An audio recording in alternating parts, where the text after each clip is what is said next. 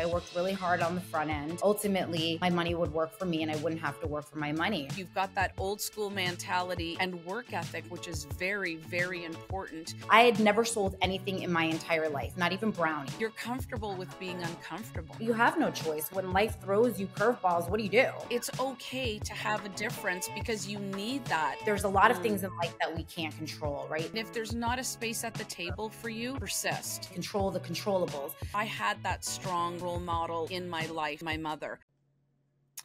Hi, Mara. How are you? Hi, beautiful. How are you? I'm great, gorgeous Rockstar. You know, you and I just hit it off from the second we said hello, and we just got this vibe and energy with us that I have been so excited about this podcast.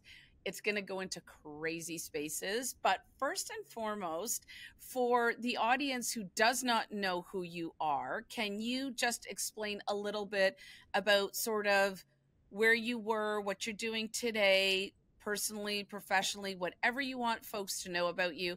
Obviously, we're going to have it all in the description below, but do tell a little bit of the exciting places and spaces you've been. Yeah, absolutely. Well, first of all, thank you for having me. I love you. You're definitely my soul sister. I could every time we talk, I always feel I'm like, oh my God, I can't. The universe must have just united us for some reason, and we're going to figure it out, whatever it is. But so my background too, and I have the same feelings for you. My background is very similar. Go ahead, to your background. So mine is very similar to yours, as you know. I come from middle America. I was raised by a single parent. So I was raised by my mom, who is very strong woman. And the way that I was raised, which I'm sure some people can relate, is I did not know that there was a choice to go to college. Like I thought that's what everybody did. And my trajectory was already written out for me. I was going to be a lawyer because that was the only acceptable career, that or a doctor. And that was just kind of what I thought I was supposed to do. And I did that. I went to school. I got a master's degree and an undergraduate degree in criminal justice. So I thought I was on my way to law school. That's where I thought I was going. That was what I was bred to do. And then unfortunately, the economy hit in 2008. And at that time, I was newly married. I had my first child, my daughter, Lily. And unfortunately, we lost everything. My ex-husband, who was in tourism, we had businesses all over the Orlando area. And when 2008 hit, that was unfortunate. And we lost 6 businesses in 6 months. So at that time, I had just received my master's degree. I thought I was going to law school, and there was no money for me to go to law school. And I tried. I went into corporate America. I did a little bit with social services. I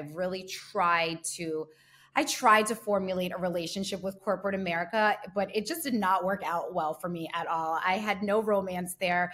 I realized very quickly that I was either worth $35,000 a year, or I was overqualified, or, they just weren't hiring.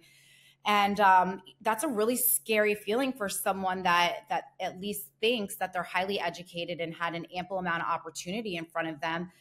And at that point, to make long story short, one of the highest bills I had in my home were my health insurance premiums. So like a good wife, I went online, I made an inquiry. A girl came, sold me health insurance. And this girl, I did not know it at that time, but she ended up giving my name and number to her boss. I guess she thought that I would do well with sales. Now, mind you, I had never sold anything in my entire life, not even brownies. Nothing, zero. I never even, nothing, zero. So her boss calls me, invites me into this interview, which, to be honest with you, I had nothing going on. So that's why I went. And I go to this interview. I had nothing. I really had nothing going on. So I go to this interview. I'm free, sure. Yeah, let me look at my calendar. Yeah, good. Yep, Monday 9 a.m. Perfect. I'm going. So I walk in, and I walk into this auditorium thing. And it looked like a multi-level marketing scam. That's what it looked like to me. There was all these people in there, and there was this guy at the front of the room, and he's explaining health insurance. And I'm like, what is going on here? Please shut up.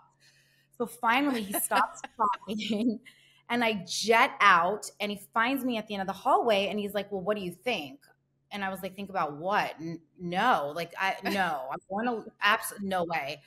And the guy keeps talking, and he talked about this concept that really resonated with me called residual income. And it made sense that if I worked really hard on the front end, ultimately my money would work for me and I wouldn't have to work for my money. So that's how my journey in the health insurance industry started. And again, I knew nothing about health insurance. I didn't know, I knew people had it. I guess you went to a doctor with it. I knew nothing. And I went into this field not even knowing that it was a male dominated industry. I had no idea, and I didn't know what to expect. I didn't even know it was door to door. I didn't even know that you had to pay to get I knew zero. When I tell you zero, I knew nothing. So here I am. I go in and I get hired, of course, because they're probably hiring everybody off the streets. Who knows? I don't know. They made me feel special, but I don't think so. I think they were hiring everybody. And I I remember doubt going that, home. but anyways. I remember going home and I tell my ex-husband this and my mom. They were like, "You've never sold anything in your entire life and you're going to sell health insurance? Like, this is the craziest thing I've ever heard." So I get into this field and I started door to door. So I would have to drive, and I live in Florida. And if you live in Florida, you can't walk anywhere. You literally have to drive business to business. And at that time, there was no maps, Google Maps. So you had to map quest everything. So I'd have to map out my appointments. But the kicker on all of this is if appointment B canceled, you still had to go because I couldn't get to C without going to B. So I'm going into I'm going into homes, I'm going into businesses, you name it. I mean, I've sold insurance in the craziest places you can possibly imagine. But the funny part about this is I did horrible. In fact, I did 6 months of nothing, a lot of nothing. I did a lot of driving around, and I could not figure out what the problem was. So I had this moment of like I think everybody has this moment of like an epiphany, or I call it the aha moment. And Oh, so do it was I. Yeah. right, you have this moment where you're kind of like, all right, well, this is either going to go big or go home. That was kind of, I had never failed at anything, and I was quickly failing and drowning. So I went to an appointment. I did not sell the appointment, and I called my leader, my manager at the time, and I said, I'm done. I'm done. You suck. The leads suck. Everybody sucks. It's not me. I'm the best. Everyone sucks. And she ran through this whole thing. And I realized at that moment that it wasn't everybody else. It was me. It was 100% me. It was my attitude. It was just everything about it. I wasn't fully bought in. I was 1 foot in, 1 foot out. And I thought that I had better things to do, I guess. And that moment changed everything for me. That was the moment, my aha moment. I ended up going from making zero money to a 6-figure income that first year. So I was 25 years old. And yeah, so yes, I was 25. I was able to support my family. I later ended up getting divorced. Obviously, the husband, whatever. I love him. I'm just kidding. But what ended up happening was I did very well. I started from the way bottom, and today I am the senior regional sales leader of an insurance company. I'm the second person to ever eclipse $1 billion in sales. Ironically, the first one is a woman who happens to be my best friend, but not likely because it's a male dominated industry. But one thing we were able to do was change the entire trajectory of this company. We went from a predominantly white male company to a very diverse company where today there are still male dominated, but there's all different types of ethnicities. There's all different types of people that we've come across. And for me, that's why that's really why I've stayed for 15 years in this industry. It's not about the money anymore. It's really positively impacting every single person that I meet, which has led me now to my mission. And my mission is, yes, I love men. I'm not a man hater, but I see so many women sell themselves short of what the possibility is. And I've spoken about this before, but for so many years, women were defined by their gender. They were defined as homemakers or housewives or whatever the case may be. But as a woman, and I'm sure you can relate because you are so much better you're so much cooler than me. But I think we That's both not can. true. You are so much cooler. But as women, I think we can. There's not enough of us out there that feel compelled to play on that field with a man, but we offer just as much, if not more. And there's so many things that women bring to the table. And that's really where I'm at, is that I want to spread that message. I want more women to feel compelled to be everything. They don't just have to be a mom. They don't just have to be a wife. They don't have to be defined to one single thing. And that's where I'm And at. And I'm trying regardless to of spread the message. gender, Yeah, 100%. it And you doesn't know what? I matter. always say, regardless of gender. And I think we've got a little bit of a delay on our podcast. So I never mean to speak over you, but I've been just, going, okay, let me in, because I'm going to laugh at this podcast. You and I are going to look back at this 3 months, 6 months, 24 months, and you and I are just going to rock it. And you are very cool. I'm just going to say that out of the gate, but you're a rock star. So we're going to do amazing things together because our mission and our vision is so incredibly aligned when it comes to that male dominated space, or spaces that are just not traditional for women to enter. And just like you, I mean, I never went into, auto shop when I was, gosh knows how old, in grade 10, thinking I want to do this because it's all boys. But, we get shipped off to home ec and sewing and cooking, and the boys, go to auto and get to rebuild cars. I'm like, and I tell this story to anybody who will listen, and I tell it often, that I went to my principal's office, like, I don't know, 2, 3 weeks in a row, just wanting to get in, not because I was a girl, because I equated knowing how a car operated and worked and rebuilding a car as independence and something I wanted to do. And I didn't want to let society or other people let me dictate to me who I would become.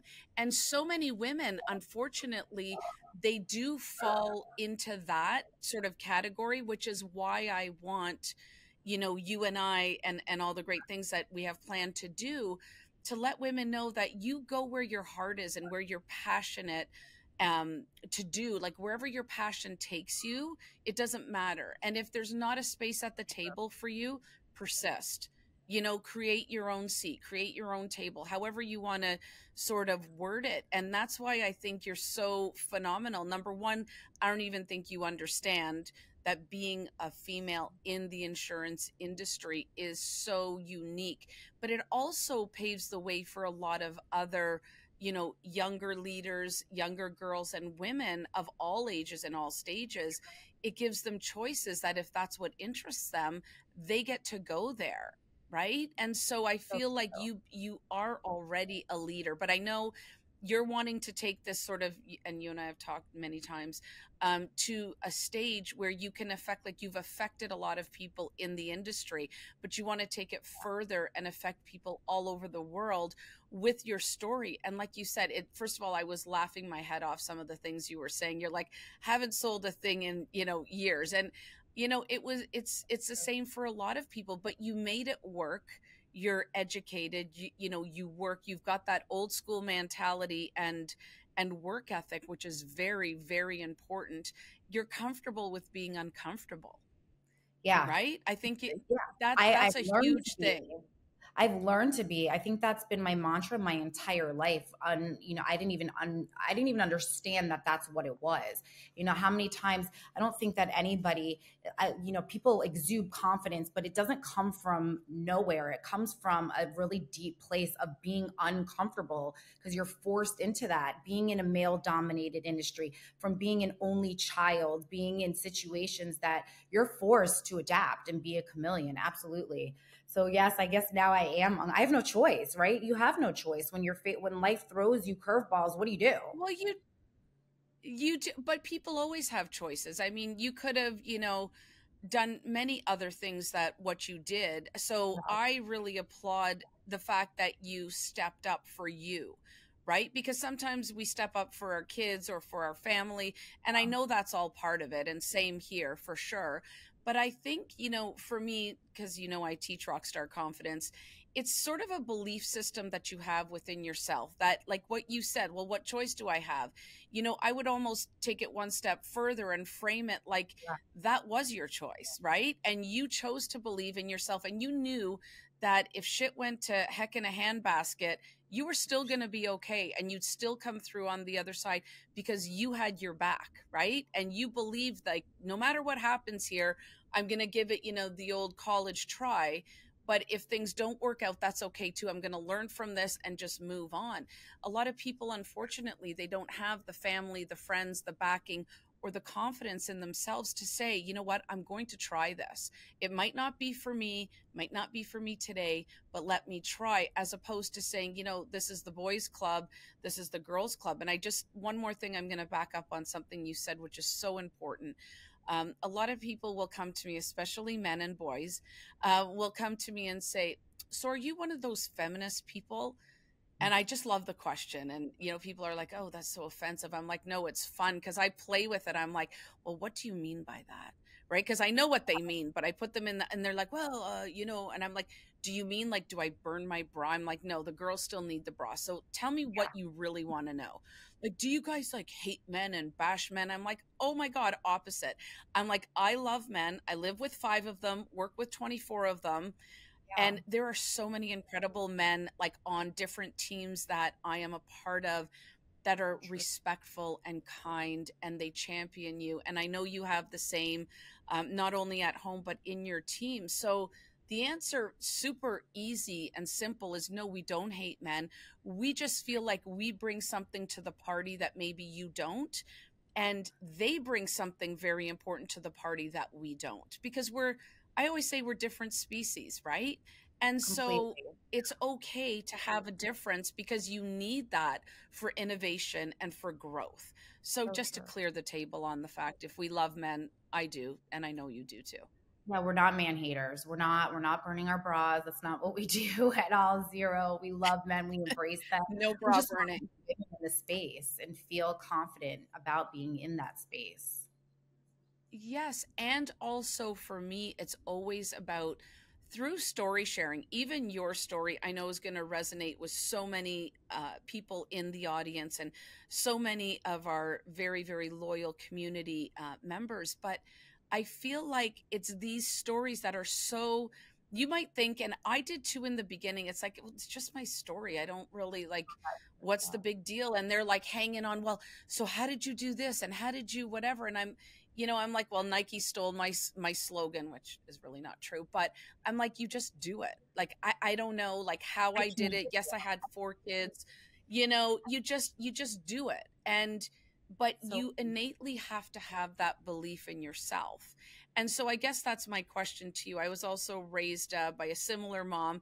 I had 2 parents, but this is my 2 parents, whole nother podcast for another time.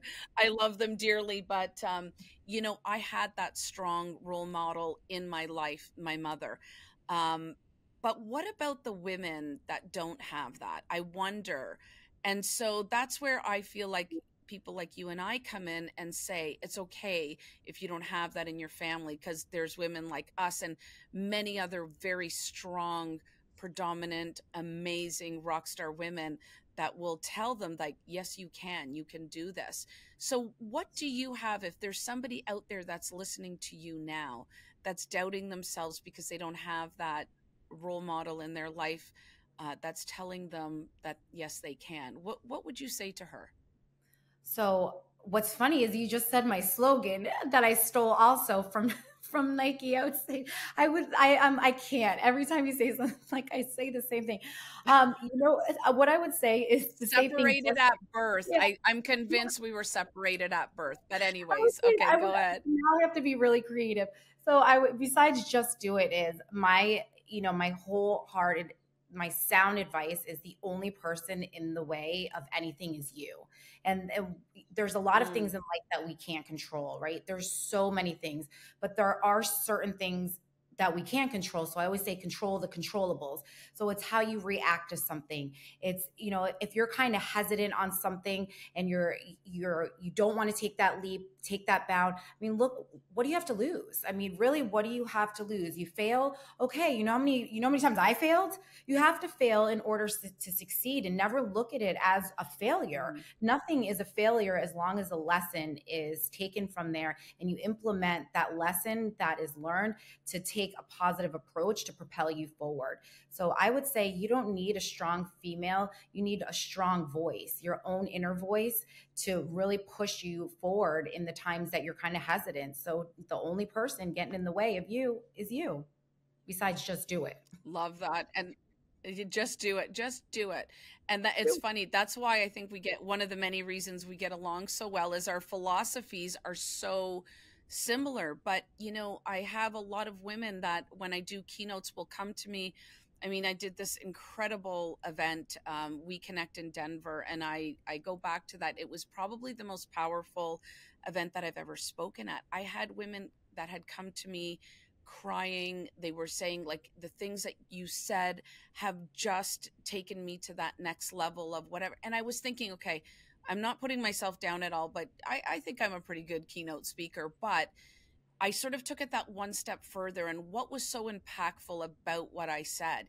And it wasn't so much, okay, as I said, I do think that I do have a good keynote, but it was what I picked up from that is the need that women need to hear and be surrounded by other female founders and entrepreneurs that have gone through the struggle, that have gone through tough times and failure, rejection.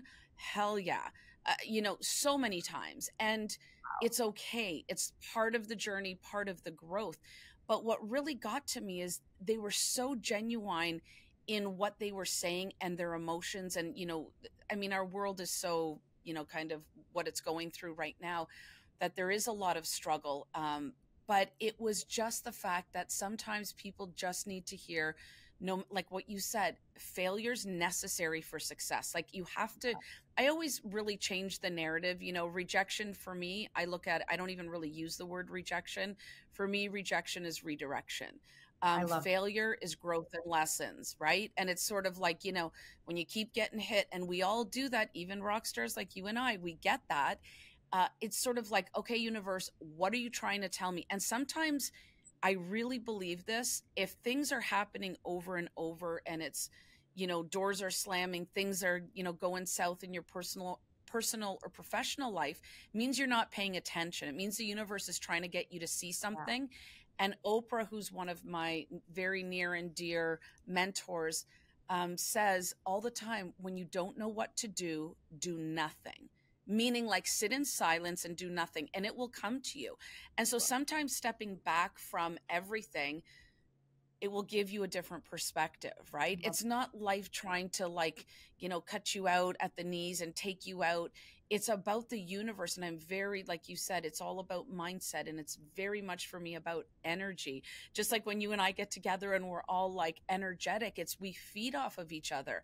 And so if something isn't jiving in your life, doesn't matter what it is, if it's business, if it's a personal relationship, if it's a sales thing, if it's whatever it is, step back and you'll see things in a different light, and you might come up with other answers. I mean, you might have a really bad strategy or something that's not jiving in your business.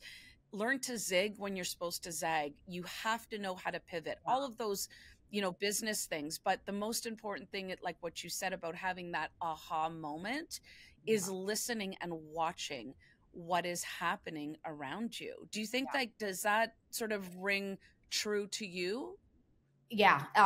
It's funny that you say that. So one of the biggest things that I try to consider when I do anything, right? I don't ever I usually am impulsive, but what I've learned is being impulsive doesn't work. And the other thing is, like, if I'm things aren't going right, or I need to make a decision, or somebody comes to me with a problem, I never, ever, ever give an answer right away, ever. I always wait. I wait it out 24 hours minimum, because the way that you feel right now is never the way that you feel the next day. Never. Because when you are impulsive and you're emotionally, and we're emotionally driven, women we're emotional creatures. So my initial reaction is whatever it is, it's probably emotional. I like to take a step back always, because when you take a step back, you see a different perspective. So I'll revisit whatever it is the next day. It'll take me a few days, but you're right. When it comes to me, it comes to me. It definitely, it's there, it's very present. But when I'm trying to force a decision or I'm trying to force a reaction, it's just not the right time. So taking a step back, looking and revisiting is something that I would tell anybody if they're trying to make a decision. I love that. And you talk about, being emotional beings, and the word emotional intelligence and whatnot, that means very different. There's a different meaning for everybody. When I look at emotional intelligence, it is exactly what you said. It is about knowing yourself. And if you are an emotional or a reactive person, then yes, take the time. But if you're also like banging your head against the wall saying, nothing's changing, right? Or whatever the case may be, it's so important to be in tune with who you are, what your mindset is, and what sort of emotion you're attaching to a business decision or a personal decision. Because I think it sort of changes for me, the sort of the playing field, if you will, because whatever you're trying to make the decision on, let's even say if it's a personal decision, you have to be able to come at it in a way that how is that going to benefit myself, and not in a, again, not in a selfish egotistical way, but how's that going to benefit me, my family, my business? How is that going to be beneficial for the people that I'll be servicing? So I think taking a step back, it's just a huge, like what you said, it's a huge plus not to make impulsive decisions.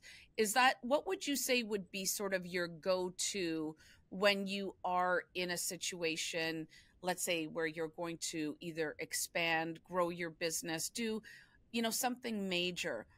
Do you, like, obviously we both do our R&D, we do all the things that are very important, but I always tell people it's not always about finding out the how, and you and I can relate to this, even our relationship. It's finding your why. And so It's when people are, there's this whole, what is your why movement? I get that, but I think you don't always have to know how. You don't know how to, don't have to know how to get there. And I'm not saying to be impulsive, but if you know your why, the how will work out. What do you think about that? you know this. I agree with you wholeheartedly. I'm always saying I'm just winging it out here. It's true. I mean, yes, of course you have to have guided direction, and sometimes you have to make, a lot of the times you have to make calculated decisions when it comes to something big and financial. I'd never tell anybody just fly by the seat of your pants.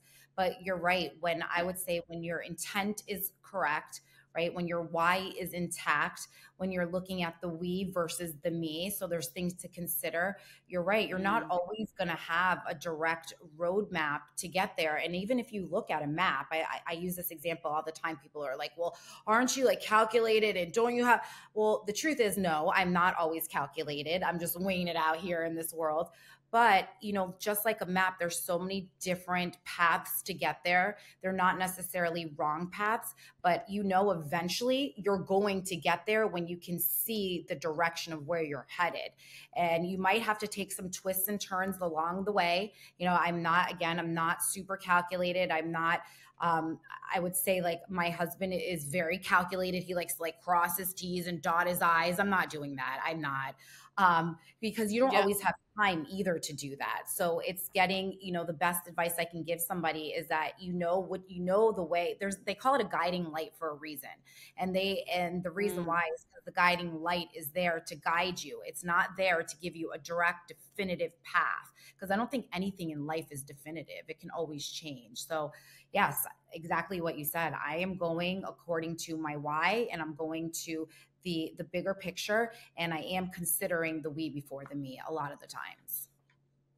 I love that, the we before the me. And that's, one of the many things I love so much about you is you do certain things, and the things and the sort of the path that we are both, and the road we're going down, it is bigger than us. It is Yeah. about legacy. It is about impact. It is about so many other things than thyself. And I feel that, the service of others, people who I really, really connect with, they are about serving other people. Of course, there is the path that you get there, but your why, and I'll share with, if you want me to, what you sent me when I asked you, what is your why?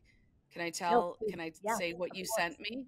You Yes, of sent course. me the most beautiful, heartfelt picture, which is a picture of your children. And for women or men or anybody who does not have, and they don't have children, whether it's for your aging parents, whether it's for a charity, whether it's for your partner, really doesn't matter, but your why has to be something that is so embedded into your soul and your heart, and then you just know it's going to work out, right? And so when I saw that, I'm like, this gal knows where it's at, right? Yeah. Because and again, it's not about money. It's for me, it's never been about Yeah. money. I build businesses based on connection, based on relationships, Yeah. and based on how I can serve and help other people. And I think you are the exact same way. Same. So I'm going to come full circle to what you sent me. What do you want your legacy to be? And I know it's a big question and you might have not thought about it, but I bet you I know the answer if you don't. So the legacy, I mean, the legacy I want to leave behind is I want my children to know that number one, income is the outcome. That's not the objective in anything that you do. That's 100%. And I want to build a foundation that's something that I'm proud of, something that they're proud of, and something that will continue to be passed on. And that is servitude. That's the attitude of servitude. That's giving back, and that's creating something that's bigger than yourself, however that looks. And for Mm. me, it's letting I want to positively impact every single person that I meet, whether it is male or female. And that's the legacy I want to live. I want to lead, I want to live, and I want to live with authenticity, and I want to leave that behind to my children and my children's children and so forth. I love that. And you know what? And I'm the same. And you know what? It is all about service, but it's also, and I can see this in you because it's a pretty loaded question when you think of your legacy, and what you want it to be. Because I think you and I kind of strive for way up here and everything. But I also think, this is terrible to say, but I think I've sadly gone to quite a few funerals lately, but it's sort of like what people will say about you when you're not here. You know, And I yes, always want think people to about it. know that I was somebody who loved and loved hard and who believed in everybody and kindness and all of that other stuff. And I think you're the same. And I'm just Even- adding to what you said because I think you and I, when we think about legacy, it's all of that as well. But the thing that I really love about you is you live that way. You don't just pay lip service to it, right? You can see it in the work that you do. And that is so incredibly important because I feel that people can say, you can look a certain way on social media and Instagram and Snapchat and TikTok and all the other great platforms that are out there. But I feel like you have to live that every day or else people see through it. People see yes. through standing beside, the shiny car or being on the boat and, oh, I'm so happy. Yet, they're falling apart inside. So I love the fact that you're very authentic.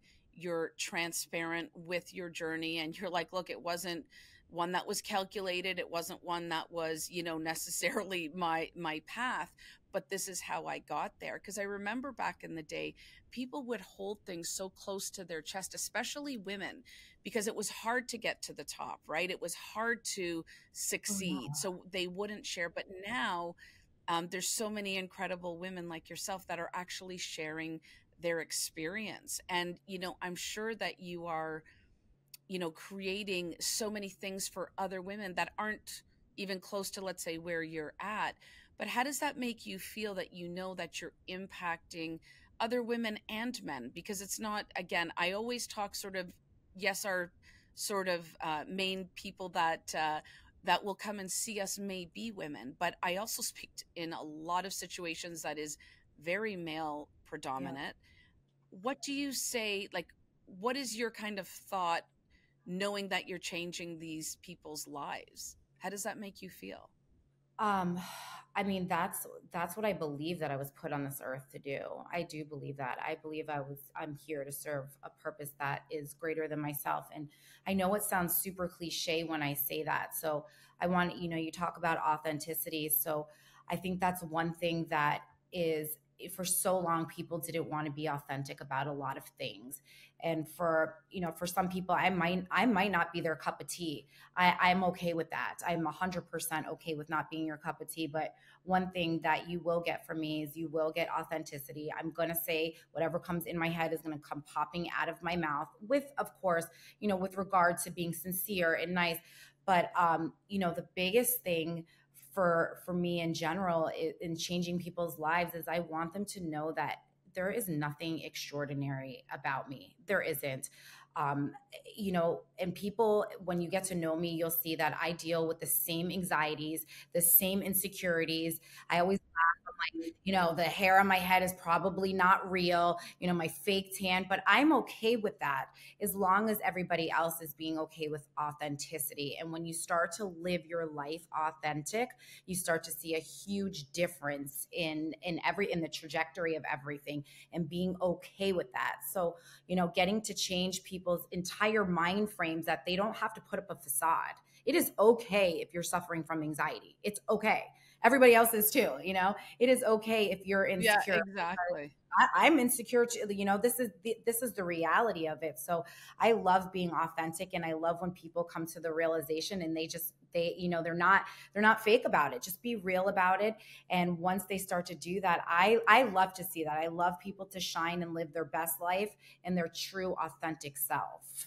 I hope that answered your question. Oh, yeah. Oh, that's beautiful. Yeah. And as I said, I'm hearing my words come out of your mouth. It's kind of awesome and creepy and weird all at the same time, because No we shame. never planned this. We never talked about what exactly we were going to talk about. But you and I have such a similar mindset, and it was beautifully answered. And I'll just take it one step further too. When you talk about, being authentic, I think you're the same. Like, you can lay your head down at night and you can know not everybody is going to like who you are, what you stand for, and you're okay with that. But if you can lay your head down at night and say, I told the truth, my truth. I was authentic. I'm a kind person. Then, high five to you, because you've done more than most do, right? And Yeah. so being authentic and being able to talk about it and be vulnerable, that is huge. I mean, you and I have had some awesome conversations, and I think we will do, like we talked about, do like a little mini series about all of this. But Love that. we talk about anxiety, and people like you and I think I'd shared with you, I was the girl that would skip in high school when it came to speeches. And guess what I do for a living now, right? I talk. And when Tony Robbins, as you know, is one of my mentors, and he said, you were made for the big stages. I'm like, okay, clearly he doesn't. I actually almost lost faith in the fact that he knew as much as he knew, because I was like, no way, it's never going to happen. I don't like to, I get nervous, I get anxious, I'm sweating thinking about it. I feel my heart, racing, and no. And he was just like, that's even more reason, the fact that I know I'm right now. And I'm like, yeah, okay, whatever, right? Thank you. And smiled and went about my way. And it just kept in the back of my mind. And then when I saw him again, he said, because the thing you fear the most is typically the thing you want the most. Yes. Right. And I It's so think that's with you and I too, is like, who would have thought? Right. And so, was there ever a time that you were sort of, like, you talk about anxiety openly, as I always do, mental health, everybody suffers from something. I don't care who you are. If you say you don't, either you don't know it or you don't want to talk about it, and that's totally fine too. But was there a time that you suffered either from, like, say, anxiety or depression or something, that you just knew, like, okay, this isn't going well for me right now, so I've got to get out of it? And if so, what did you do? Oh, girl, I Without suffer getting too every, personal or I too suffer long or every, no, I suffer every day. It's an ongoing battle. That's what's really funny, is that I suffer literally every day from anxiety. And there's one thing that makes me extremely anxiety ridden is flying. I am terrified to fly. But the funny part is like I told you, you fly everywhere. I fly every 8 to 10 days. So, like the anxiety, and I've spoken about this before, the anxiety is a part of who I am. And they say people that have anxiety have heightened awareness about what's going on. And that's why we're so anxiety ridden. But my advice is, and I've said this so many times, is don't let that anxiety control you. It will if you let it. And I Right. know that sounds like a lot easier than you can possibly imagine, but you know what? Like I'm about to fly in 9 hours or in 7 hours. I'm about to get on that plane, and you know it's a whole thing going into it. But if I don't get on that plane, then it's not just about me. I'm going to my other offices, and I know that there's other people there. So for anybody that is like anxious or they're suffering from something, just face it. Just do it. You know, I know it sounds horrible. I know it sounds scary, but the anticipation is It always doesn't worse than sound the horrible. reality. Yeah, the anticipation I think is worse than what the reality is. That's the truth. Like cuz once I'm on the plane and I'm Well, going, I hate it, but it's okay. It's going to be okay. So just get, you know, yeah. every day Well, face it. Just get through it. yeah, and you just nailed it about, and it's funny because we have the same loves, dislikes, flying. Again, and I fly all the time, maybe not as often as you do, but it's the lead up. So the way that you talk about, and you know, we're not doctors and we're not minimizing that there is folks out there that suffer from extreme anxiety, but I do too. And it's a lot of it has to do, flying is one of them, Yeah. but it's situational, but it's also that self-talk. And like you said, you do it anyway because you know, I mean, I always say fear is false evidence appearing real. You know, is there a chance the plane could crash? You and I had the anyway, we won't even get into the conversation. It was It's morbid. hilarious of why we fly the way we fly and what our kind of thought process is. And you and I laugh about it because it's kind of like, how ridiculous. You're ridiculous, listen to my ridiculousness, right? And as soon as you take the anxiety out of you, you laugh at it. You can say, hey, I know you're here. You can even name it, right? And say, hey, I know you're here, bug off, I gotta, you know, get onto a plane. But we can let that fear in our lives completely cripple us, or we can just do it and move through it. And it is Yeah. not easy at all. It is Yeah. hard, it is tough, it is so much. I feel like it's so much harder on us to sort of stay stuck where you are versus just doing it, right? And so we've adapted sort of that mindset. And I think talking about it, and again, I hope that people that are listening will understand it's not minimizing anxiety because it's real and it's debilitating, and I get it. But there are ways and there's things, you know, you could tools you can put in your toolbox to get Absolutely. through it. You and I are classic examples, right? And it is so about overthinking things. I 100% agree with you with that. So I have two more questions until sadly I have to say goodbye to you temporarily. Is I have a very important question to ask you. Yeah. What does it mean to you to be unbreakable? Oh, oh wow, Oh, that and everybody, I want to say this, so it'll give you a second to think as well, is that everybody, doesn't matter. Everybody, and I never prepare people for that question. And then afterwards, they're like, I should have known you were going to ask that.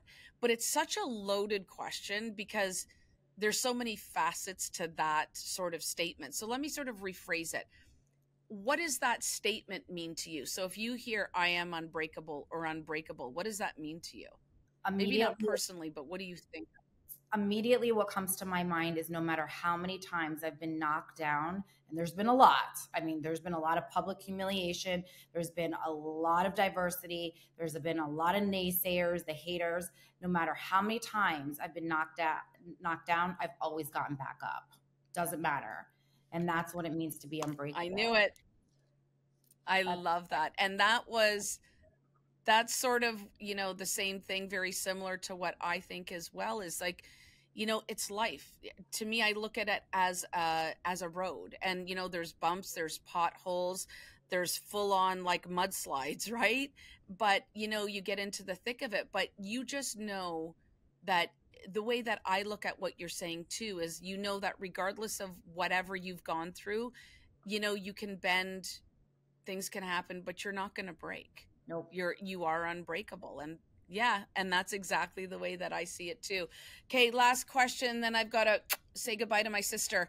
Can you share anything that is next for you that you can I mean, we've kind of shared a few things that you and I are going to do together, but is there anything, and I know of one really exciting thing you've got coming up, that you're going to be doing, and I'll have all your socials and all your stuff in the description so people can follow you and all the amazingness that you're doing. But do you want to just tell people sort of something you're doing and that's coming up? Sure. I'm actually going to be on a panel. Vic Tippins is hosting it for RiseCon, so I'll be on a panel. I know Emily Ford will be there. I believe Deion Sanders, Ray Lewis, A Rod. So it's a huge convention of entrepreneurs that's taking place in Tampa at the JW Marriott. And then following that in the summer, I have a book that is going to be released. So super excited about that. And as far as the rest, I mean, like I said, I'm just winging it out here. I'm really just winging it out. But those are the two big things that are coming up. That's awesome. Well, you're doing a great job winging it, and you're definitely, an angel in disguise, because what you are doing, people don't even achieve in a lifetime. So, bravo. Love you to pieces. Thank you so much for being on the podcast. Thank you for Love you, and we shall chat soon. having me. I love